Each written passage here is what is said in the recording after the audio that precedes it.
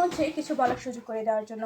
আজকের বিতর্কের মঞ্চে উপস্থিত বিজ্ঞ বিচারক মণ্ডলী, সভাপতি, আমার প্রতিপক্ষ দলের বন্ধুগণ এবং যারা দেখছেন শুনছেন সবাইকে জানাই আমার পক্ষ থেকে আন্তরিক সালাম, আসসালামু আলাইকুম। মাননীয় মডারেটর, আমাদের আজকের বিতর্কে বিষয় নির্ধারণ করা হয়েছে মেধাবী মানুষ নয়, মানবিক মানুষ চাই। অন্তত যুক্তিসঙ্গত কারণেই আমি এবং আমার পক্ষ দল এই বিষয়ের বিপক্ষে অবস্থান করছি। মেধা নয়, মানবিক মানুষ চাই। আজকের প্রেক্ষাপটে দাঁড়িয়ে বিষয়টা একটু অদ্ভুতই লাগে, কেননা আজকের পৃথিবীতে মেধাকে বাদ দিয়ে শুধুমাত্র মানবিকতার কি আদৌ কোনো মূল্য আছে? মাননীয় মডারেটর, আমার প্রতিপক্ষ মানবিকতার কথা বলছে, মানবিক মানুষের কথা বলছে। আমাদের দেখানো মেধাবীরা যখন আমাদের বর্তমানের পাশাপাশি ভবিষ্যতের নিরাপত্তা নিশ্চিত করছে, তখন প্রতিপক্ষ কেবল বিতর্কের খাতিরে আমাদের মতের বিরোধিতা করছে।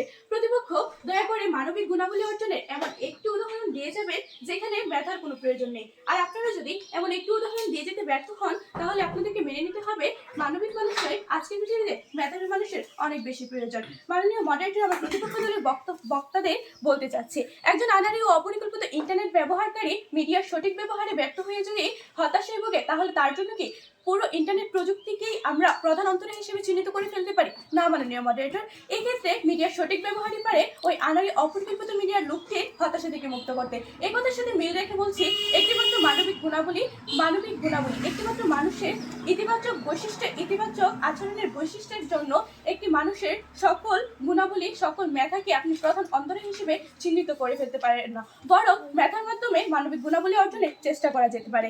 মাননীয় মডারেটর, একটু লক্ষ্য করুন, সকালে ঘুম থেকে ওঠা থেকে শুরু করে রাতে ঘুমাতে যাওয়ার আগ পর্যন্ত আমরা প্রত্যক্ষ ও পরোক্ষভাবে বিজ্ঞানের উপর নির্ভরশীল। আর সেই বিজ্ঞান কারা আবিষ্কার করেছে? অবশ্যই মেধাবী মানুষরা। মাননীয় মডারেটর, আমার প্রতিপক্ষ দলের সকল বক্তাদের বক্তব্য শুনে আমার কেন জানি মনে হচ্ছে তারা মানবিকতাকে মেরুদণ্ডের সাথে তুলনা করতে চাচ্ছে, যা ছাড়া আমরা উঠে দাঁড়াতে সক্ষম না। মাননীয় মডারেটর, তাহলে কি শুধুমাত্র মেরুদণ্ডের দেখাশোনা করে আর্থসামাজিক উন্নয়নের মতো মস্তিষ্ক, বিজ্ঞানময় বিশ্বে অবদানরত মেধাবীদের মতো রক্ত সংবহন তন্ত্র আর চিকিৎসা ক্ষেত্রে মেধাবীদের অবদানের মতো হৃৎপিণ্ডকে বাদ দিয়ে শুধুমাত্র মেরুদণ্ড দিয়ে কি এই মানবদেহে চলতে সক্ষম হবে, নাকি একটি দাঁড় করানো পুতুলের মতো শুধু দাঁড়িয়ে থাকবে?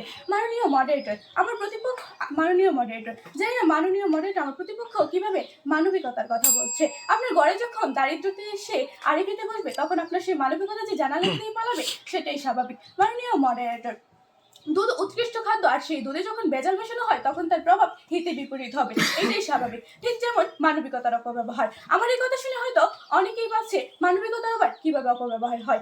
মাননীয় মডারেটর, মানবিকতার অপব্যবহার হয় ঠিক যেমন হয়েছিল 2024 সাল কোটা সংস্কার আন্দোলনে আমাদের ফেসিবাদী সরকার প্রধানমন্ত্রী শেখ হাসিনা 5 আগস্ট 2024 সালের আগেও যখন খবরের কাগজ খোলা হতো, তখন দেখতাম জননেত্রী শেখ হাসিনা, মানবদরদী শেখ হাসিনা, মানবতার ফেরিওয়ালা শেখ হাসিনা। কোথায় গেল তার মানবিকতা?